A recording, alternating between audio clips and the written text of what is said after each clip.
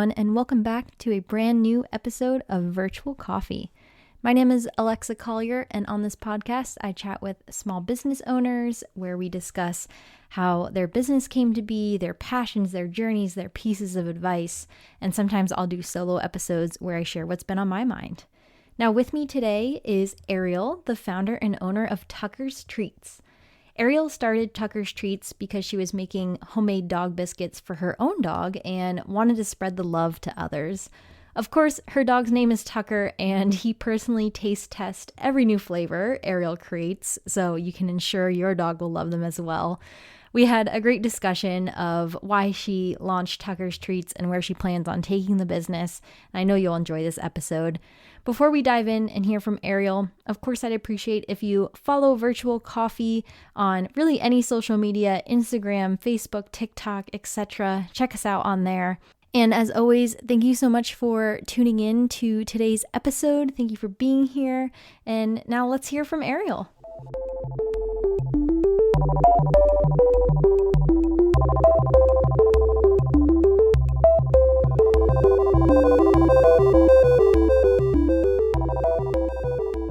Welcome, Ariel. Thank you so much for being on Virtual Coffee today. Thank you for having me. I'm very excited. Me too. As always, looking forward to speaking with you. So let's dive in. Tell our audience a little bit about yourself. So just introduce yourself and your business, Tucker's Treats. So I am Ariel. I am the owner of Tucker's Treats. I'm 25 years old. I live in Apex, North Carolina with my husband and my dog. And yeah, I'm just running this business. Awesome. How did Tucker's Treats start? Where did the idea come from? And also, where did the name come from? Would love to know that. All of the treats that I was giving my dog seemed to upset his stomach or give him ear infections. So I was just like, you know what? I think I'm just going to start making his own treats, making them myself. And I thought that why not make a business out of it? Because I knew I couldn't be the only one worried about what was in my dog's treats, because I was always Googling and looking up the ingredients, and I was constantly worried about what I was giving him.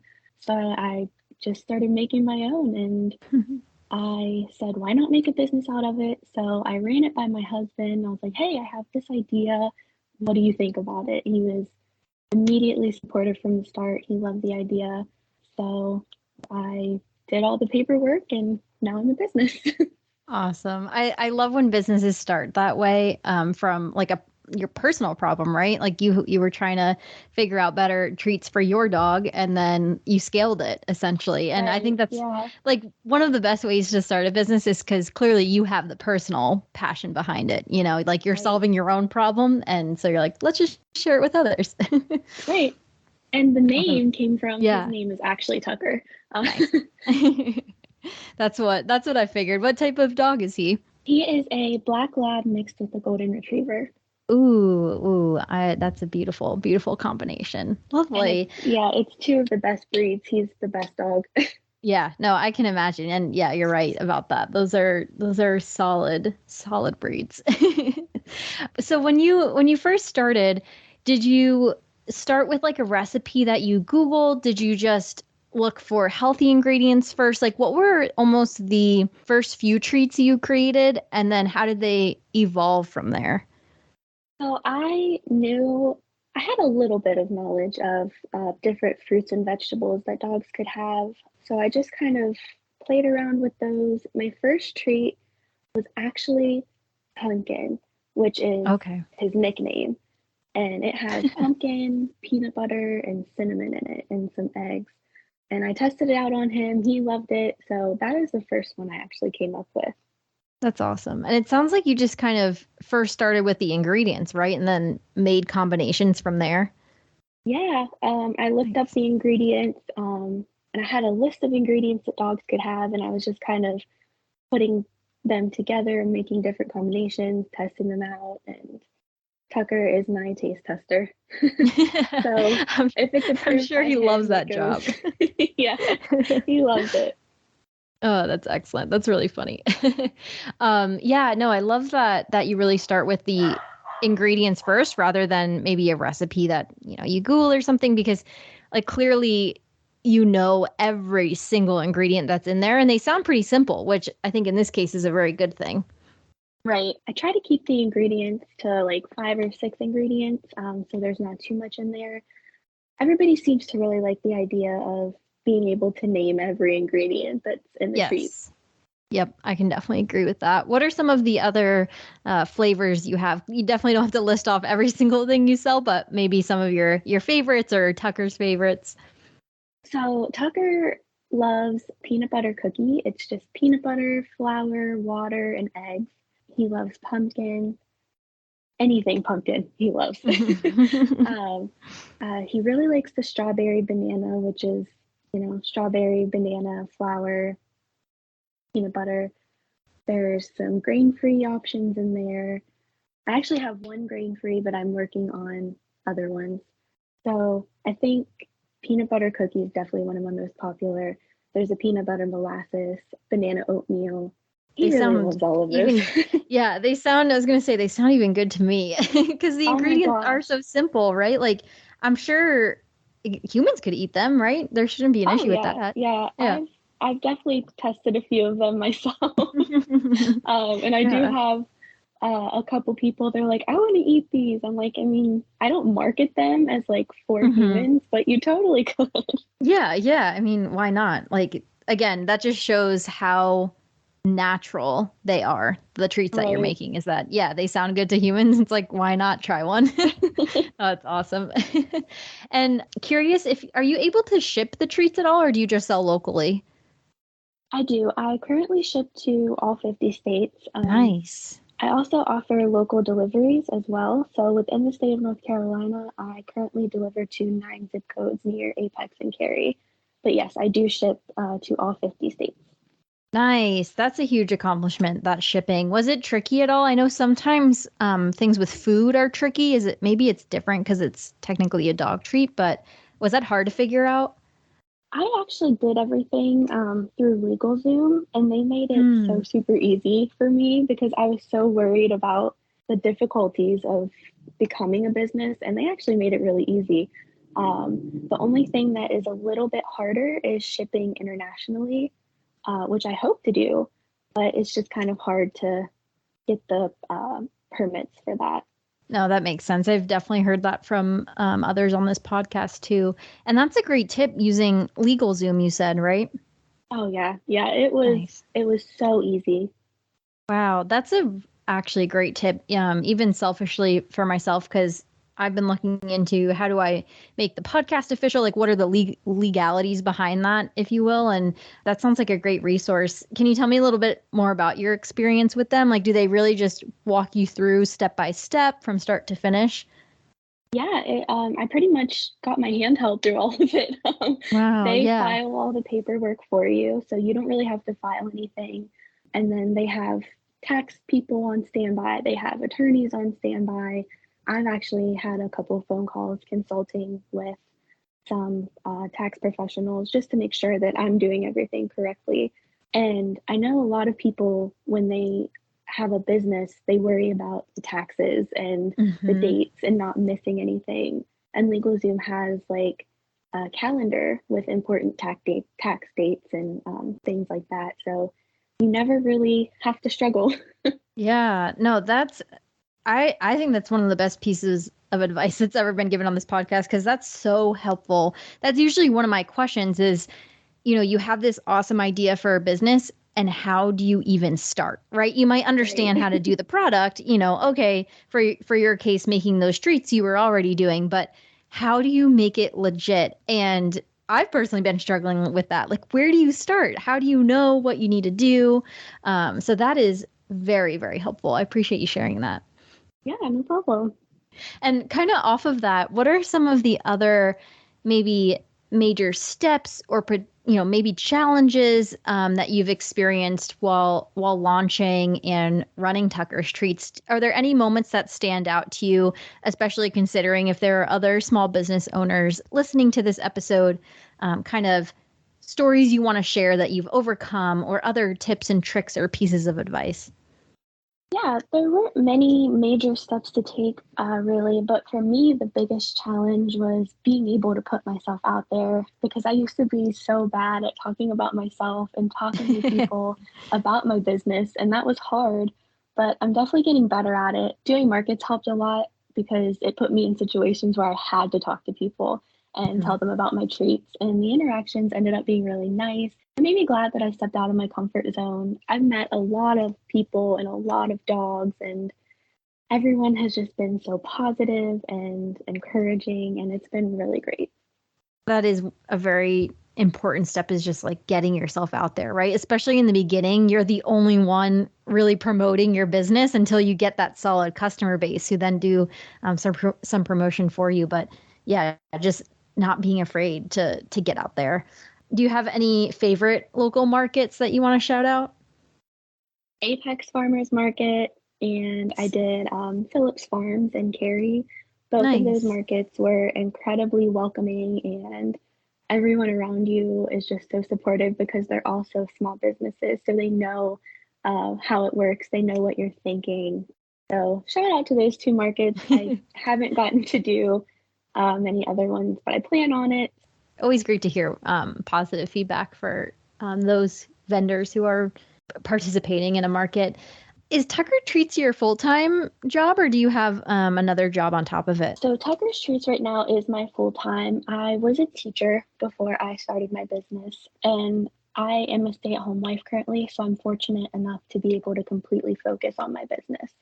So Wow, yeah, congratulations on that. thank That's you. huge, taking that full time. Do you have advice top of mind, or just maybe even just telling your story is helpful as well, of kind of making that transition, making that leap, even if you have the support, maybe even the financial support, it's difficult, right? It's really risky to take that jump. How did you make that jump? How did you kind of push through that scary, nervous step that I'm sure you experienced, but I definitely won't speak to you for you. So maybe you weren't nervous at all, but kind of tell us about that moment. I was definitely nervous. It was the good kind of nervous though. Mm-hmm. Um, you never know how it's going to turn out until you do it. So I just jumped. Yeah. It was definitely a risk because I'm sure, as many people know, starting a business is not cheap. Yes. Um, so that was a risk, and really, you just have to go for it. Like, if you have something that you're passionate about and have been kicking the idea around, go for it because it could turn out really great, and it could really change your life. We've definitely heard that advice before too. It's a consistent theme of you really just have to do it. Like there's no step-by-step playbook. There's no guarantee that it'll work or not work, and you just have to try it. And I think especially, do you think having your skill set and experience as a teacher, do you think that made it easier at all because you knew that was at least maybe your plan B if Tucker Streets didn't work out? Like, did that go through your head at all? Kind of. Mm. I also had some experience in marketing, so that kind of helped Oh, with my okay. business. But my husband is also fortunate enough to work from home. Nice. Um, so he's been really supportive, and he's like, you know what? If it doesn't work out, I'm here for you. You don't have to go back to work if you don't want to. So that was really nice. Nice. But I Yeah. did consider going back into teaching if it didn't work out. That's wonderful that you have that support within your family, and also your own experience too to lean on as well, whether it be teaching or marketing. But yeah, congratulations on focusing on it full time. I think it's incredible when people are able to and want to do that. It just sounds so fun, and it's very inspiring to hear you following your passion and just starting your own business. Thank you. Also, yeah, wanting to dive into where you're hoping to take Tucker's Treats, do you have any future milestones or goals that you want to share with those listening? At some point, yeah, I'm hoping to have a brick and mortar, a store that people Ooh, can shop in. I would also, like I said, like to ship internationally because I have noticed that I do get some visitors from other countries. So those are my two goals right now is to get a brick and mortar and start shipping internationally. Nice. And do you have a subscription box, or would you ever consider doing that with your treats? Do you know what? Me and my husband were just talking about that. Nice. We I were was just talking thinking about about that doing when I was, that. yeah, I was pursuing your page. I was like, oh, these would be awesome if they had a subscription box. So that's my free idea to you. That would be really cool to, yeah. What were you guys talking about? Like, what are you thinking? If you want to share, if it's a secret for now, that's also totally okay. Honestly, he was just like, "Do you know what would be really cool?" I was like, "Tell me," because we're always like, kicking around ideas for the business. And he had mentioned a subscription box, kind of like what is it, Bark Box? Yeah. Yep. Kind of like that. So we were kind of, talking about how often would we do it, pricing and stuff like that. So that's definitely something that I've considered. It's just, working out the logistics of it. Yeah, no, that's fair. I've seen also some other small businesses do Patreon and set up like a Patreon account. And then, are you familiar with Patreon? I don't think so. So, Patreon, and for those listening who might not be aware, is, and I'm probably explaining this poorly, but it's meant for influencers and creators to really make some more money based on their craft. But I think you could have like different tiers of subscribers. So maybe I subscribe to your Patreon for like $5 a month. Someone else does 10, someone else does 20 a month. And within each of those tiers, you could say, okay, if you subscribe for $10 a month, you get one bag of treats a month. And like that's kind of a way to do a subscription model, but through it, of course, it's through that third party platform of Patreon. But I've seen other small businesses do it, particularly Rescue Me Candle Company. I feel like I'm always shouting her out, but she does that, and I thought that was a really neat idea because it's a way to do it. I don't know if the logistics are easier because you're working through Patreon, but maybe check that out and see how she does it. I just thought it was a neat idea for small businesses to like keep getting their product out there and still make money. Yeah, for sure. I will definitely have to check that out. Yeah, no, I love that subscription model, especially for dog treats. Like we're always running out and we're like, oh, now we need to go buy dog treats. Like I wish we just had that constant supply. That would be nice. I love that Right. idea. Do you see yourself expanding Tucker's Treats at all? I mean, I saw on your website you have, of course, the treats and you have some apparel as well. But do you see yourself in the future going into any other dog related products? Right now, I don't think so. I have actually thought about doing bandanas and stuff, like making them Mm-hmm. myself, but I think that I'm a little too busy for that right now. And I've also had some people asking me to start to make cat treats. So, Oh, yeah. That's funny. That'd but be right cute. now the treats have my full attention. Yeah, that makes sense. And it sounds like do you make them order by order-ish, or are you always making batches of treats? What's your approach? So all of my treats are made as they're ordered. Oh, So I wow. can Nice. guarantee the freshness and the quality. So I make them, yeah, as they come in. Nice. That for sure means they're fresh. That's cool. That's a nice offering. With Tucker's Treats being your full-time focus and job, do you ever find it difficult kind of shutting off the business, or have you found a solid schedule that works for you? And either way, do you have any advice in that area for other business owners or really anyone, and just kind of finding some sort of balance there between your work and then putting it down and putting it aside? Yeah, so when I started this business, I had no idea that I would think about it so much. So Mm, I always tell people, when you're thinking about starting a business, be prepared to work 24/7. Because when you have a small business or any business, it's definitely something that needs your constant attention. I'm constantly thinking of new treats and marketing ideas, and I'm always checking my website to make sure everything's working. I'm making sure that customers are happy with their orders. I'm answering messages and emails and replying to comments. And not only these days are you a business owner, but you're also a content creator. mm-hmm. Um, your website and social medias are so important, especially if you're an online store. But yes, I do find myself like wanting to be able to turn the business part of my brain off for a little bit. Hmm. But I think that's where it comes in, where you just need to take some time for yourself, put it aside for a while. It'll be there when you get back. Yeah. Take a break, listen to your mind and body. When they say that you need a break, take it because you need it, because you don't want to get burnt out and you don't want to get bored with your business and you don't want it Yeah. to feel you don't want it to feel like work. You know what I'm Hmm. saying? Yeah, no, definitely. I think you made really two standout points there. One, what you just said about you don't want your business to get boring or you don't want to be bored with it.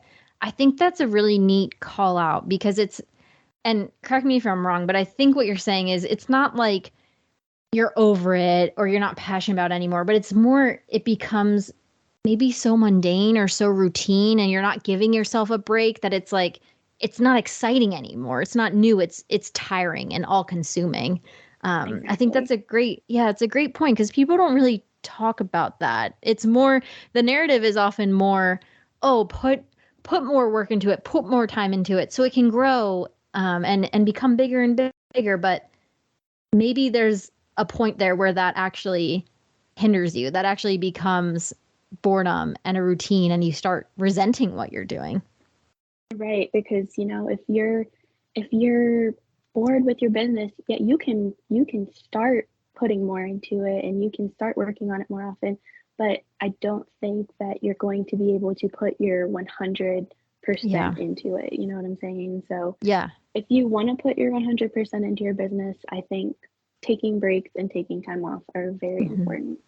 I totally agree with you. Even if at first you're forcing yourself to take a break, eventually, hopefully, if you say you take like a week of quote unquote like PTO or time off, yeah, maybe that first day is really hard, but force yourself into it so that Right. hopefully eventually you feel those benefits of taking that rest. Yep, exactly. And the second thing you said that I wanted to call out is I love that you said, you're a business owner, but you're also a content creator. I love that how you worded that because I completely agree. I don't think majority of people understand how hard it is to run your own business and to be, yeah, really an influencer. And you're an influencer for representing your business because, like you said, you have to make the products, you have the whole like consumer side of it where you're selling things. And then you have the entire marketing aspect of it. And both of those things are extremely hard and full-time jobs in each of their own. And I just really appreciate you calling that out because that's exactly true. Like anyone nowadays who has a business is has to be a content creator too. Otherwise, how are you marketing your business, right? Like how are you getting it out there? So I just think that's so important to call out and kind of respect that for anyone who is running their own business, just everything that goes on behind the scenes. It's a lot. It's a lot behind the scenes.